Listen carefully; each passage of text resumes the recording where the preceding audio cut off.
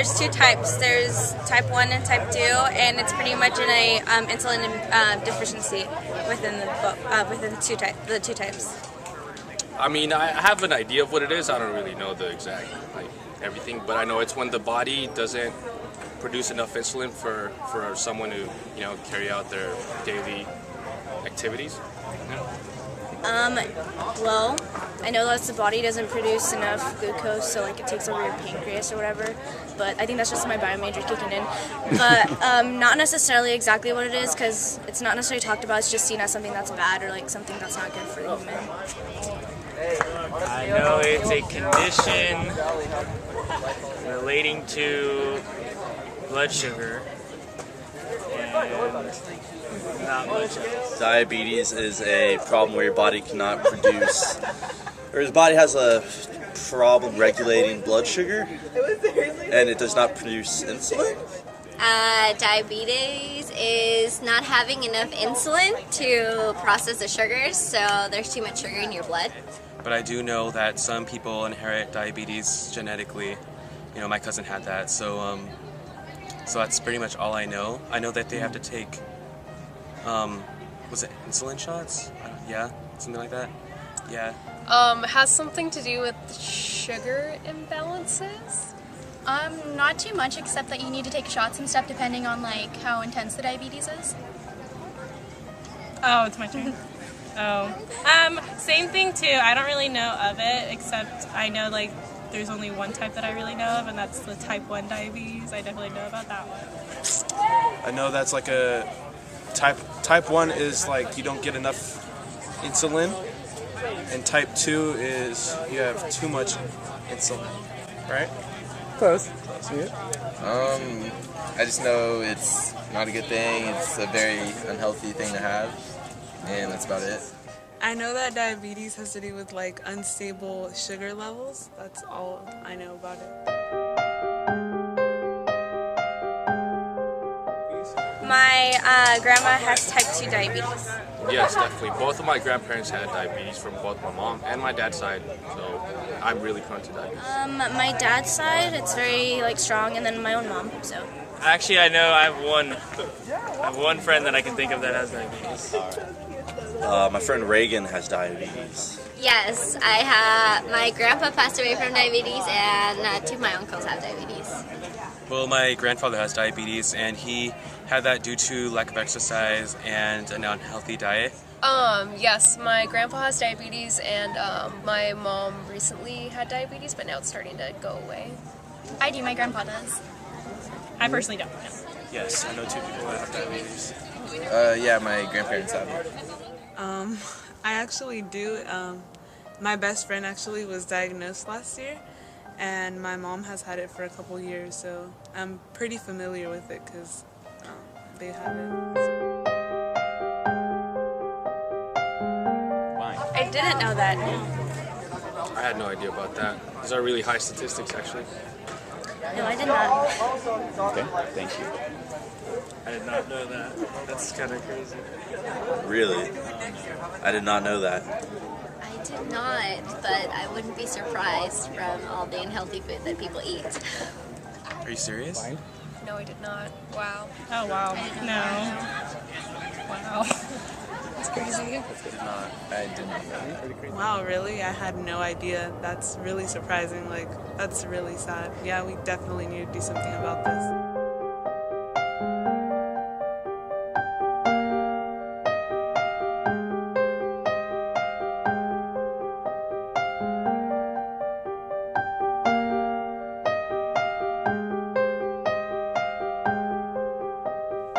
My name is Nancy Serrano. I'm a freshman at CSU Stanislaus, and I've been a type 1 diabetic for 2 years. Hi, my name is Fernando Jimenez. I'm a sophomore here at CSU Stan. I've been living with diabetes for a little bit over a year now. Okay. I got tired a lot. I would always take naps, which was really not me. And then one time, I went to the park and ate a lot of ice cream, cotton candy, and then later that day I just crashed. So the next day my mom figured something was really wrong with me, and so we went to the doctors, and they tested my sugar, and it was like 300 something, which is really high. And for a non-diabetic, it should be around the 90s or the 80s. And so my doctor, she told me, you have type 1 diabetes. And right away I started to cry, because that's just not something that you want. So I cried for a good while, and my mom was crying too. And I had to go to the hospital because I was in diabetic ketoacidosis, which is when ketones build up in your body and it eats at your muscles and your fat. So I had to be rushed to the hospital, and they put me on insulin. They gave me a quick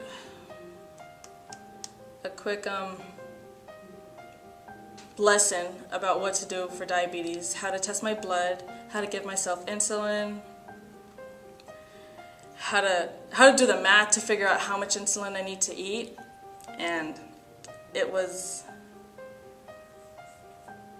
very life-changing, and it was like something unreal. I didn't want it. I hated it. I didn't want this to be my life. And that's how I found out. Well, before getting diagnosed, I guess I was living with these symptoms for about almost a year, because I was diagnosed my first semester here at Stan, which that was kind of,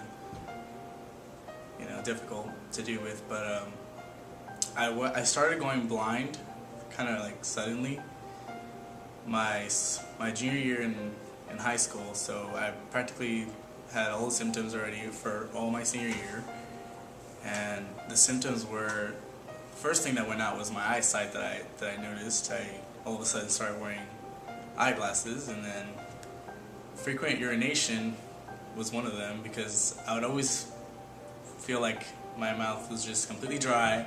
I'd always be thirsty. Nothing would basically quench my thirst. That was just, And then obviously that follows with frequent urination after every period, which was something really, unnormal for, I get it if you're one of those guys who drinks protein and then has to carry a jug of water, but, and then another thing that was significant was the significant weight loss that I experienced. I used to weigh like 170, I dropped to 129, and finally it all came down to me feeling sick to my stomach one night, and if I can remember correctly, I was probably for like 2 days sick, feeling just sick to my stomach. Anything I ate didn't feel right, and I was just dead tired, just laying on my bed for a few days, up until my mom was like, okay, you're not getting better, we have to do something. I was like, okay. I thought I had the flu or something. I never did. I'm the type of person who doesn't get flu shots. I'm against medication. I like to just stick it out, And then so I went to the hospital finally for the first time ever being in the hospital. I'm not the type of person that likes hospitals. And so I went, they looked at me, they drew some blood, they said, oh, you look like you have the flu, we'll give you some nausea medication. Okay, cool. Went home, it was like around 10 when I got out of the hospital, 10 at night. And I took the medication, I went to sleep, I was like, maybe tomorrow will be a new day, who knows. I guess the medication ended up knocking me out, completely dead, and apparently I had like around 20 missed calls on my cell phone. I didn't hear a single beep, and next thing I know, my mom's rushing in my room saying, there's an officer outside who says you need to go back to the hospital. And I said, what the heck, what's going on? Why do I need to return to the hospital? I was just asleep, I go outside and he says, well, it turns out that some lab results came back saying that there's something wrong with you, so you need to go rush back to the hospital. So I did. Once I went back in there, they immediately rushed me into a room. They admitted me, and I was so confused still, what's going on, And then it turns out that my sugar levels came back as a 465. Normal is 70 to 110, so I was skyrocketed. And immediately they hooked me up to double IVs. I was just, panicking. My mom was just freaking out. I felt horrible. And it turns out, yep, doctor came in, absolutely no sympathy in his face, said, looks like you type 1 diabetic. He said, you're gonna have it for the rest of your life, so good luck. That's literally what he said. And absolutely, it was like a shock to me. I know my life literally changed overnight, you could say. And that was that's how I got the bad news.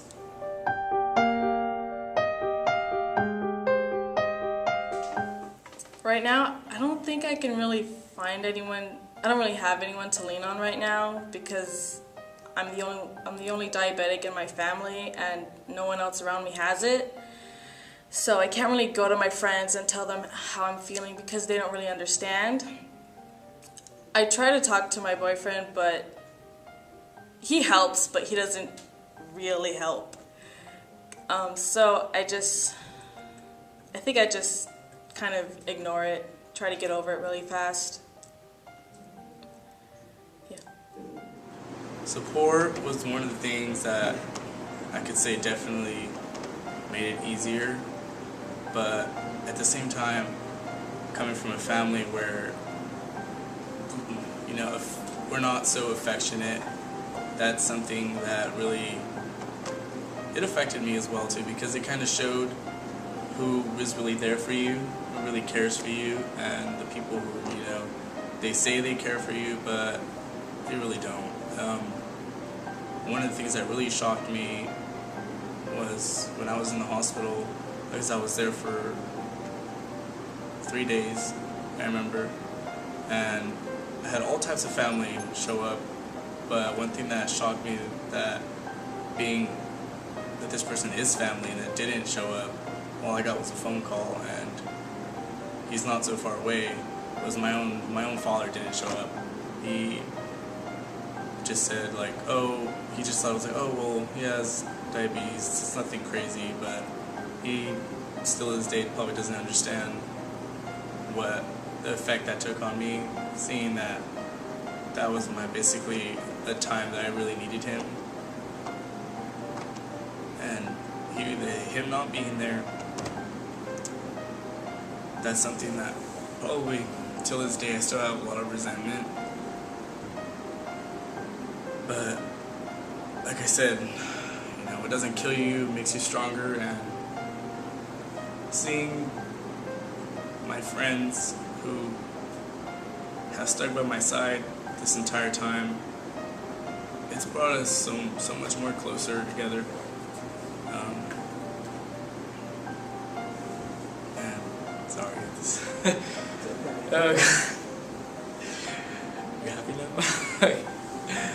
But yeah, support definitely for I'm sure anyone who goes through anything like I went through, it helps you get by. It shows that people do care for you and they worry about you, which is something that I hate. That, for example, I had my family go through was the fact that they worried, and I consider myself a pretty independent person.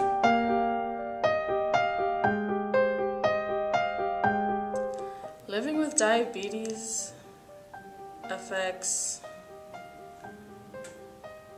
my mother greatly. Ever since I got diagnosed, she's been through the roof with worries. I have 2 other diseases, and that drives her crazy. So having type 1 diabetes drives her even more crazy. She's always texting me how my numbers are, if I'm taking my medication. And I was in the hospital 2 times last semester, so that really worries her. Since she's so far away, she can't really do anything for me, and it really stresses her out. For the other parts of my family, it doesn't really affect them. For my friends, it doesn't really affect them either. Seeing my mom how much, you know, because I remember she was like so confused. She was just devastated, I guess you could say, like, because of what I was going through. And especially because my grandmother, her mom, sorry. Oh God. My grandmother, her mom, that's how she passed away. Her kidneys ended up failing because of her diabetes, and so that was obviously something difficult for her to hear, that the same disease that killed her mother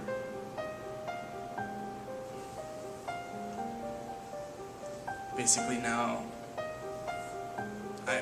it's like the story kind of repeats itself, you know?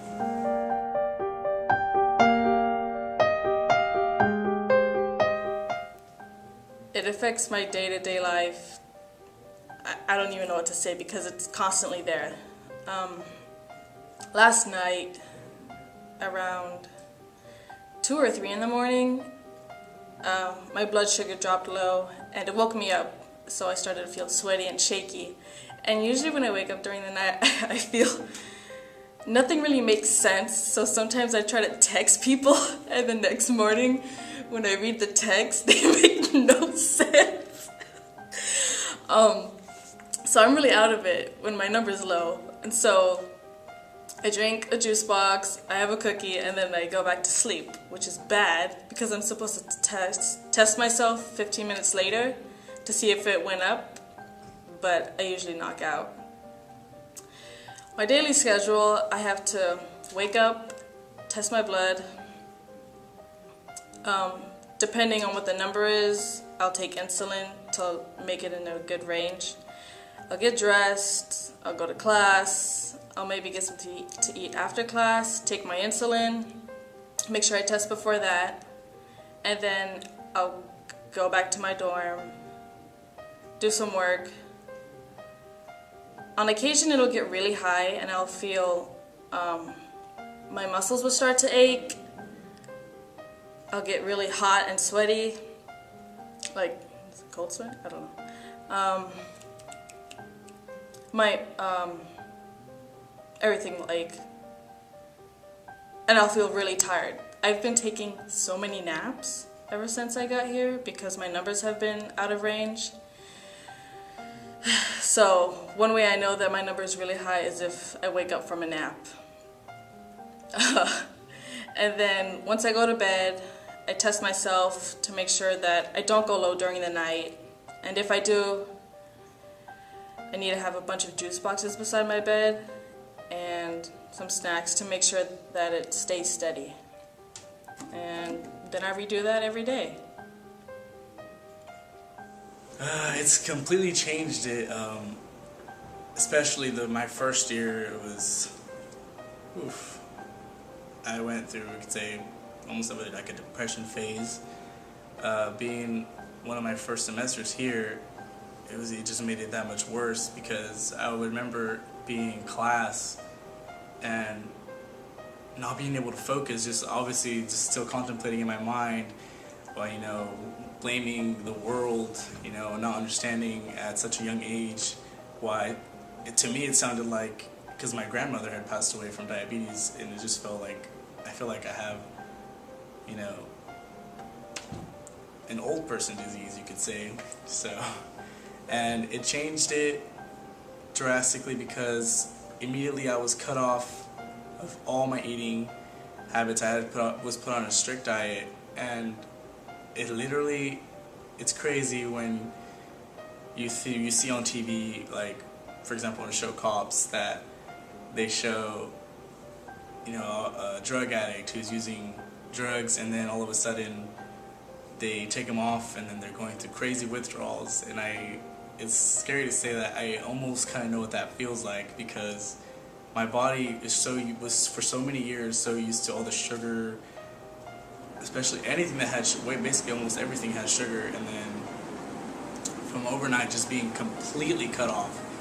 I'm talking about any soda, any type of fast food, anything too much carbs, any juice you can think of, apple juice, orange juice, anything. My whole daily, regular food was just taken off, and I was just it's basically set to live off water, like not even fruit, because fruit has too much sugar too. So, and then I remember my body at night. I remember so many nights of restless sleep, basically.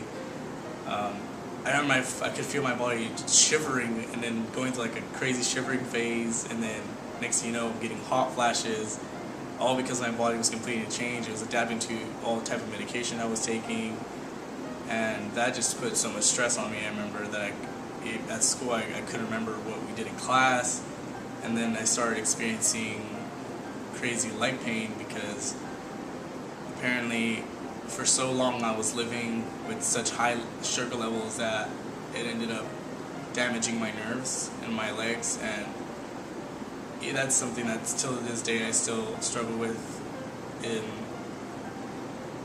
It basically damaged all my nerves in my legs, and now it's called neuropathy for anybody who also experienced it. It's one of the worst pain I could ever say. Living with is extremely hard.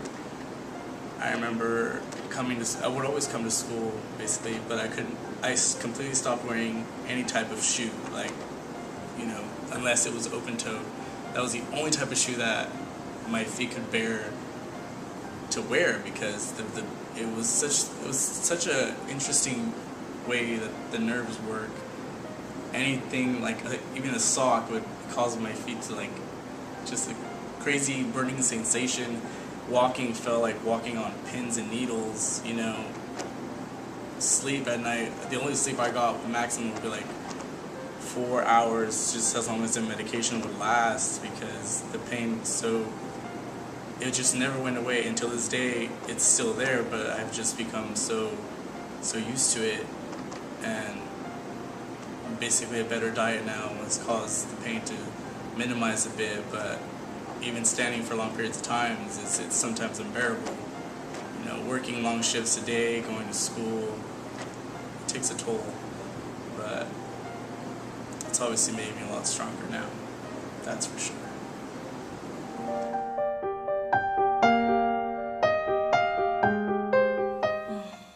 I go on social media. I have a few friends that live in like different states that have diabetes, and we sometimes like talk about it. Not really though. We'll just have like some ideas and share them across the web. I go to a therapist, but only like once or twice a year because I'm in college now. I don't really talk about it that much. I forgot the question. How do you cope? Oh yeah. So I'm supposed to go to my therapist to talk to him about it, but it doesn't really help. So to cope with it, I just ignore it. Yeah.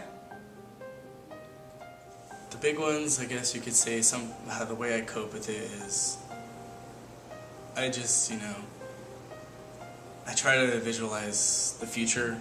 Like, I want to fight for myself. I don't want to be dependent of anyone. So, like I said, it's made me so much more stronger, and it's made me mature a lot, that's for sure. So I think just knowing that my family's by my side, and that, watching them, how they watch me, basically, it's not like I'm pretending, but you could say I do pretend whenever there's days where obviously the pain is much more worse. There's days where it's not as bad, but those days where the pain is really bad, or the emotion just kind of feels like taking over, because there is times too where even today, like a day like today, just remembering what I went through, it's kind of like it bringing the feelings back, but seeing them, how they look at me, and how proud they feel. How proud they feel of me, and then that basically is like a motive. It drives me is to keep just moving forward and knowing that I'm not the only one and that there's others out there. I think the best motivation is it's just I want to, you know, everyone dreams about being successful, and then I don't like letting anything slow me down, basically. I take this as, at first it did slow me down, you could say, but I feel like it sped me so much more. It's made me more hungry towards just pushing forward, and especially spreading the word, how we are with this video, that, you know, hopefully one day we could find a cure, fight for a cure. There's not many perks to having it, that's for sure. You're very limited to a lot of things, especially at a teenage age, you know, a young adult. You just kind of, you don't want to have limitations. You want to try, especially food, you know, all types of food, and you know, you don't really want to watch what you eat, but it's the case. It's either that or your life. So, you know, there's no finish line. You know, the finish line is the grave. You know, this isn't something that's gonna go away, you know, overnight. So it's an everyday battle. It's an everyday struggle. So just, you know, you kind of have to make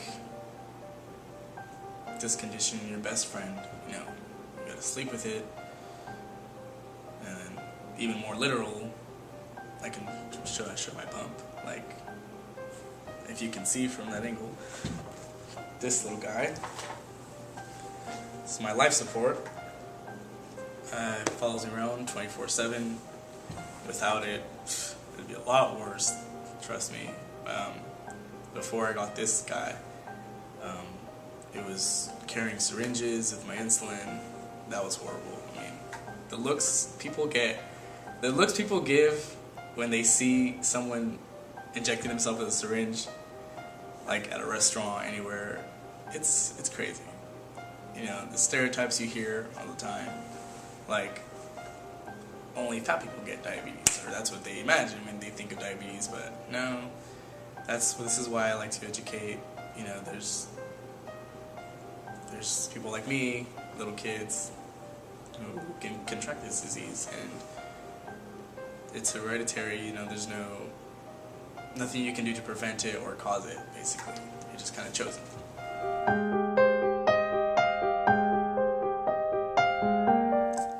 If I had one word, let's see, I would describe it as confusing, because so many things affect it.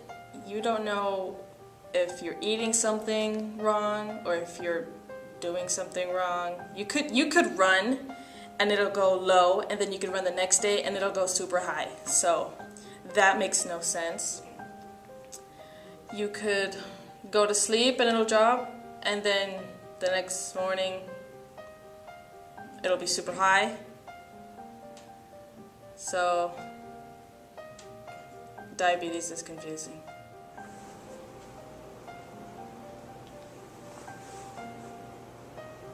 I guess it's the word that I've always used to describe it when I'm trying to say what I've been through, and I would say roller coaster. That's completely what I've been through, you know. It's just like a never-ending roller coaster, though. It just kind of keeps going. Tomorrow, because this is a prize, who knows? But it's been fun. Not really.